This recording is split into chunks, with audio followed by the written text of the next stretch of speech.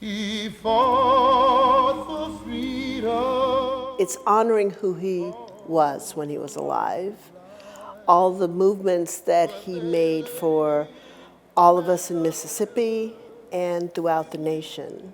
He was going to be there, and you knew he was going to be there. You didn't have to wonder. Even though Medgar Evers was so involved in the movement, he still had that same level of commitment towards his family. I think of him often every day. Hello, I'm Byron Brown.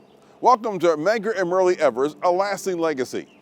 This WJTV broadcast special is coming to you here from outside the Jackson home where the Evers family lived. But this was also a crime scene where Klansmen shot and killed Medgar Evers in his driveway. Evers was a civil rights activist who lived under a constant threat of death. I've had a number of threatening calls, people calling me saying that they were going to kill me, saying that they were going to blow my home up, and saying that I only had a few hours to live. My heart and my memory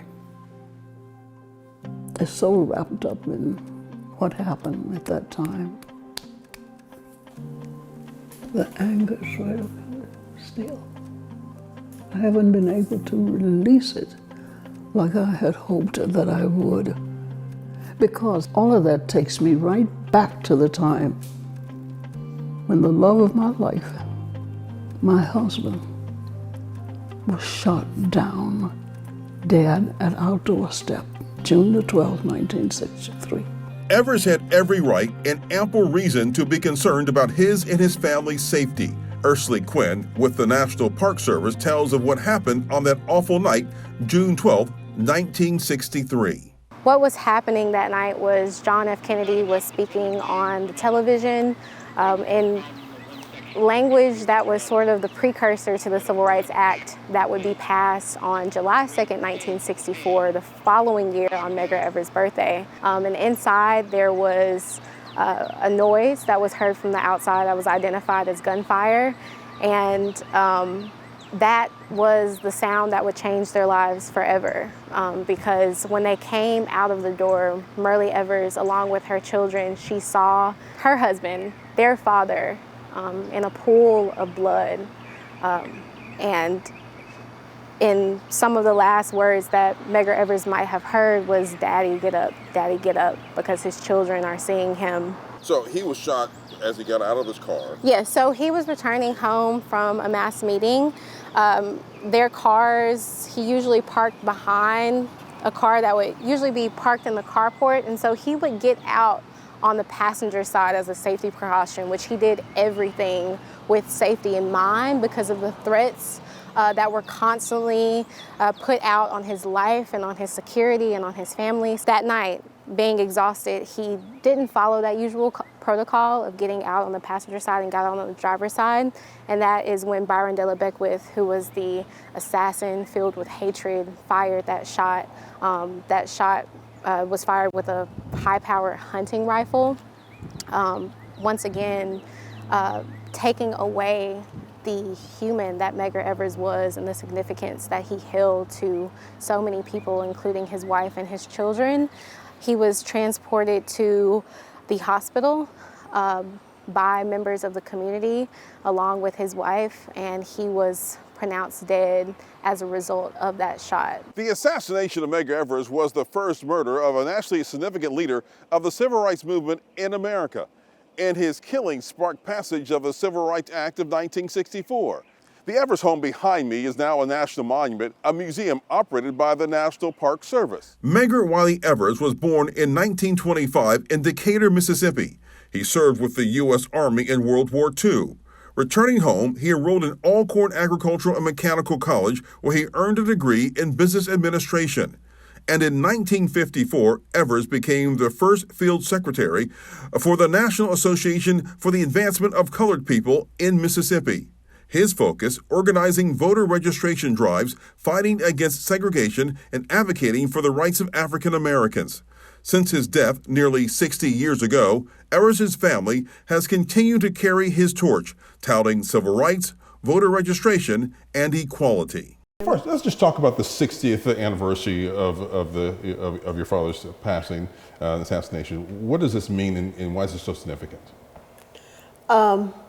It's significant to me because it's honoring who he was when he was alive, all the movements that he made for all of us in Mississippi and throughout the nation that were positive about justice. So we're honoring those who took and had the courage to make sure that justice was served. 60 years ago almost is when the assassin took my father's life. And it changed my family's life forever. Your mother just celebrated her 90th birthday. 90, yes. Is she still out there? She's not out there as much. But she's still giving the message. Oh, she is. At 90 years old. Is this going to be the last time we really see her in public throughout the celebration and honor and commemoration that come up in June? Yes, it is. She's slowed down. 90 years, you tend to slow down a little bit.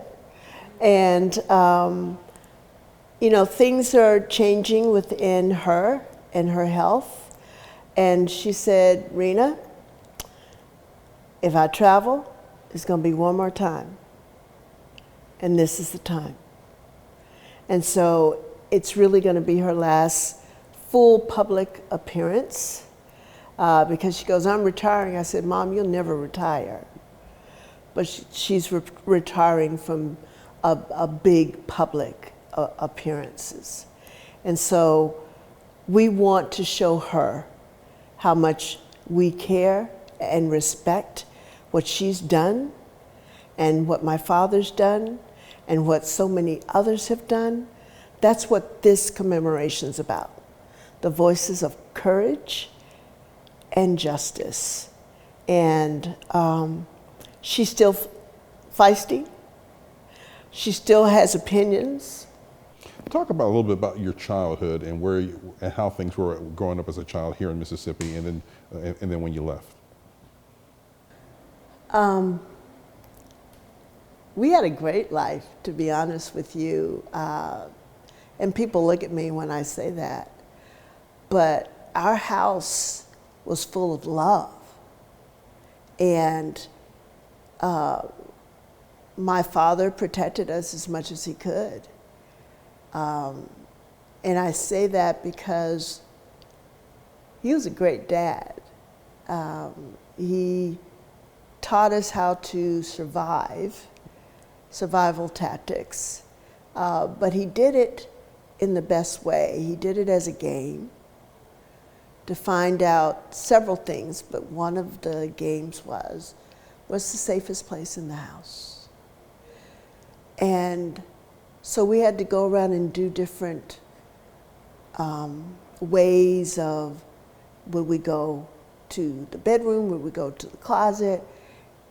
And we figured out the best place was the bathroom and the bathtub because we could get low. My father was a veteran. He fought in Normandy on the Red Ball Express, so he was on the front lines all the time. And so he used those military tactics to teach us. But we thought it was a game. But I still have it, and I use it, and I taught my kids. It's been 60 years since your father's assassination. What is it that you want young people to know about your parents? And do you think they understand what's going on in the history of your mother and father? Well, I think what's important is that all generations, but especially the younger generations now, to understand that what's happening right now, where you can go, what you can do, was only given to us not that long ago. I'm standing here where I was not able to go into certain stores, eat at certain restaurants, go to a movie theater and go really on the first floor. You had to go up in the rooster's nest. I mean, it has not been that long ago. And if you don't know what happened at that time period, and you're not aware, you won't be aware of the signs that is changing back to that. And so understanding what people fought for and laid their lives down for are critical. Understanding that what you have as convenience now was not convenient then. It was not a given. And to respect the people that really worked for you to get what you have now and to work to keep it. When you talk to people who aren't from Mississippi or outside Mississippi and they say, hey, Mississippi is last, they still have this stigma about what the state is, what do you say to them if they think that Mississippi is still somewhat backwards? Every state is backwards. Mississippi has a lot of historical trauma. It's hard to rise above that. But what I say is that we are working to rise above that. We're not waiting just to let it happen. And Mississippi are fighters. Fighters. And what is disappointing when they say it's last and everything, oh, just come here. Just come here and see. Make sure that you talk to the people. Make sure that you go around and check out the different venues, because the love and the humanity that is given, you will see it and you will receive it. And then you will want to come back and you want to help us get to the highest level we can, because we're worthy. Freedom writer Hezekiah Watkins was sent to prison and put on death row at the age of 13. He met Evers as a teen and would eventually become inspired by his leadership. I thought he was coming in with the same old talk that we've had in the past, that I've heard in the past, that didn't go anywhere. But until we did a march, we did a boycott of a store. Not only did he organize the boycott, he was there himself. And that made me feel somewhat better by him being there. My thing and others was, I'm not gonna let you hit me upside my head and I don't retaliate. That was our mindset back then. And this was before things really got out of hand in terms of the beatings, the murders that took place. I just was not a believer of nonviolence. And I recall a night, I can't recall the name of this church, but it's off Martin Luther King. It was a mass meeting there, and my group, about 15 of us, we sitting in the back of the church. And when Meg came in, everybody stood and gave him a standing ovation. We sat looking, because we don't want to hear this nonviolent. So when he was introduced to the crowd, Mayor got up and made a statement.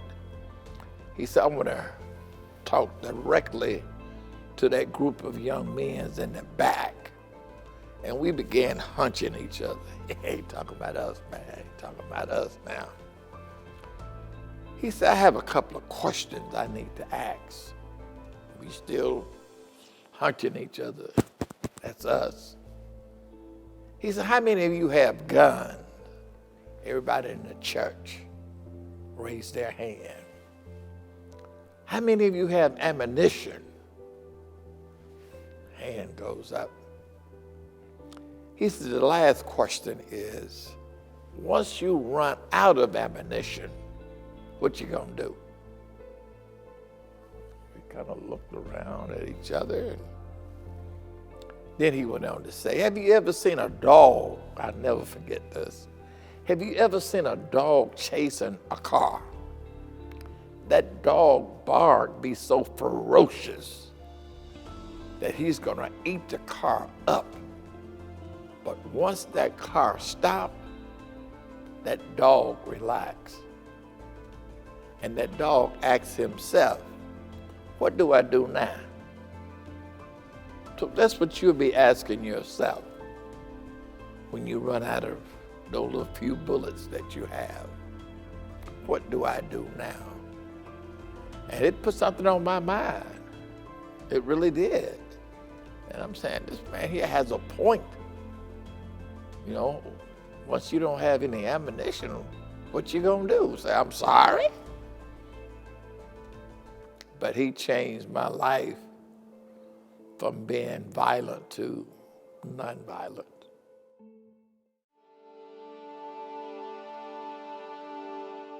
Flonzie Brown Bright is a civil rights activist who in 1968 became the first black woman elected to public office in Mississippi since the Reconstruction era. She worked with Dr. Martin Luther King Jr. and later became good friends with Medgar Evers' widow, Myrlie Evers. Well, Medgar's death was my defining moment. As you say, I did not know him. I knew about him because I had been in California for many years. And when I returned back to Mississippi, started working in Biloxi, then this is when I really learned about really the civil rights movement, because I knew very little about equal rights, because our parents just didn't teach us, because the mixed culture for one thing, and then they tried to shield us from the ugliness of racism.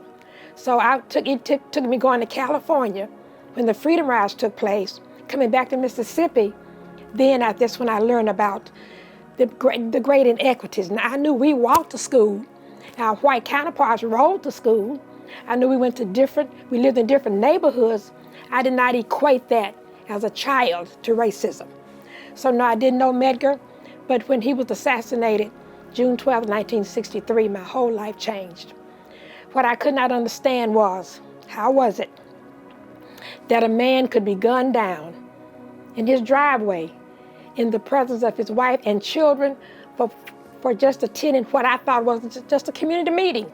But I did not know, I just didn't know the seriousness of what he was doing. I did not want to do this. I wasn't going to jail. I heard about folk going to jail, being beat.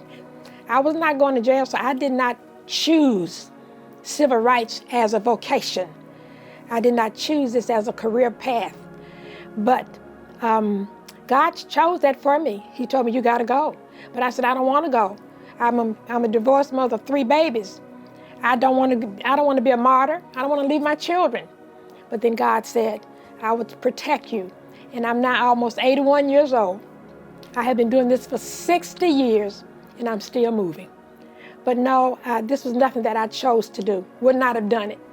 But I would not now have chosen anything else, because I just wanted to help people. That was all. You know, no certificates, no plaques, certainly no money. I just wanted to be available to help people along their way.